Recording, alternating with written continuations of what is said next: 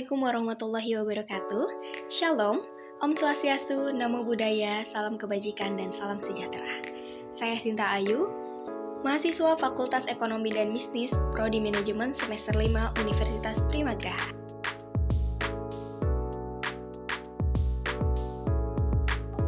Oke, baik. Submateri yang akan kita bahas pada kali ini adalah yang pertama, ada lingkungan hukum, teknologi, dan politik dalam bisnis internasional.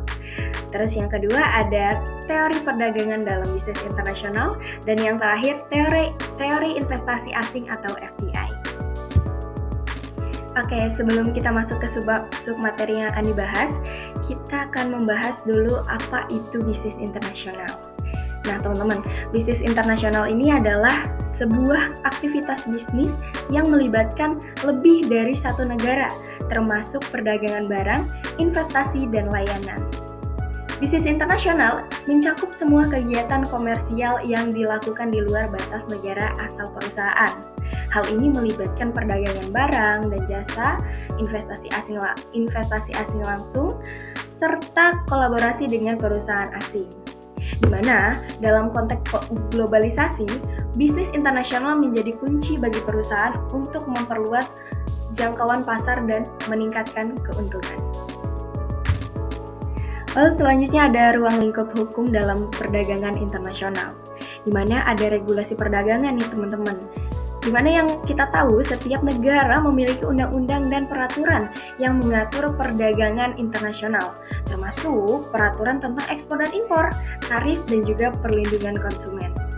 Adapun perlindungan hak kekayaan intelektual atau HKI, di mana hukum ini melindungi paten seperti hak merek dagang dan juga hak cipta, yang mana hal ini sangat penting untuk mendorong inovasi dan investasi asing.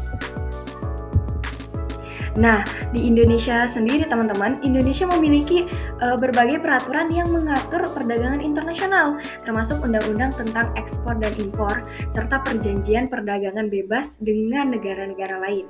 Contohnya, di kita itu ada Undang-Undang Nomor 7 Tahun 2014, di mana undang-undang ini tentang perdagangan yang mengatur berbagai aspek perdagangan, termasuk perlindungan konsumen dan pengawasan barang yang akan diekspor dan impor.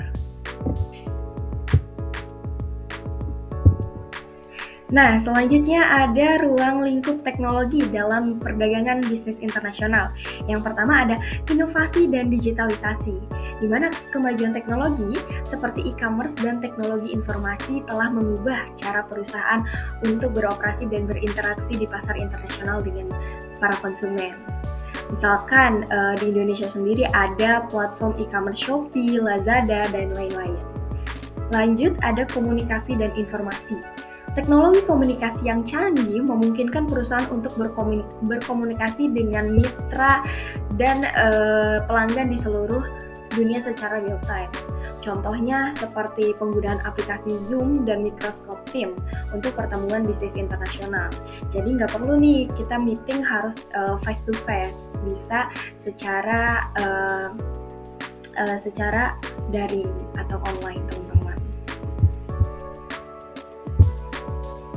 Oke teman-teman, selanjutnya kita akan bahas mengenai teori perdagangan dalam bisnis internasional.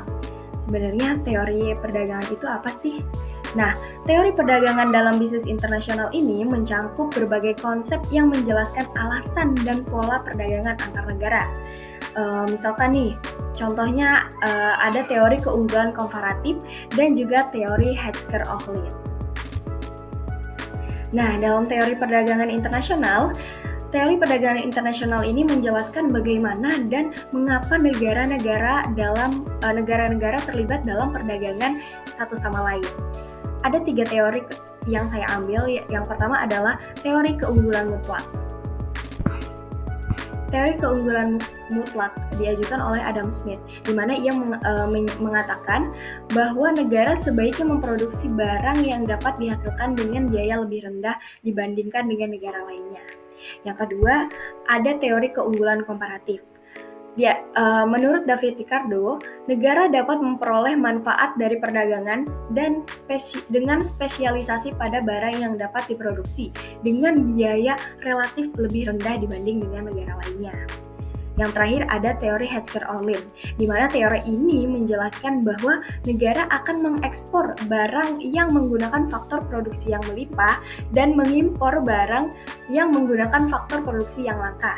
Contohnya nih di Indonesia sendiri, Indonesia mengimpor berbagai jenis buah musiman untuk memenuhi permintaan pasar domestik yang tidak bisa dipenuhi oleh produksi lokal.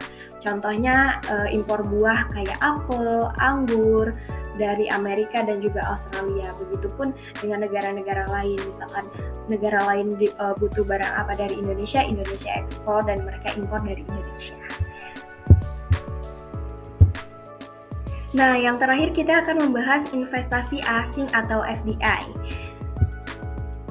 FDI adalah investasi yang dilakukan oleh perusahaan atau individu dari suatu negara ke dalam perusahaan di negara lain dengan tujuan untuk memperoleh kepemilikan atau kontrol yang signifikan. Hal ini biasanya melibatkan penanaman modal dalam bentuk saham, pembangunan pabrik, atau akuisisi perusahaan lokal. Nah, di Indonesia sendiri, investasi asing langsung seperti FDI merupakan salah satu sumber penting bagi pembiayaan dan pembangunan ekonomi, di mana FDI berkontribusi pada penciptaan lapangan kerja, transfer teknologi, dan juga pembangunan infrastruktur, dengan sumber utama berasal dari negara-negara lain seperti contohnya negara Jepang, Cina, dan juga Singapura. Nah teman-teman, sumber FDI di Indonesia. Sumber FDI di Indonesia ini berasal dari berbagai negara, termasuk negara Inggris, Jepang, Cina, Hong Kong, Singapura, Australia, dan juga negara Malaysia. Nah, menurut data UNCTAD atau United National Conference on Trade and Development, total arus masuk FDI di Indonesia mencapai 3 miliar US dollar itu pada tahun 2004, di mana hal ini menunjukkan potensi besar yang dimiliki negara Indonesia sebagai negara tujuan investasi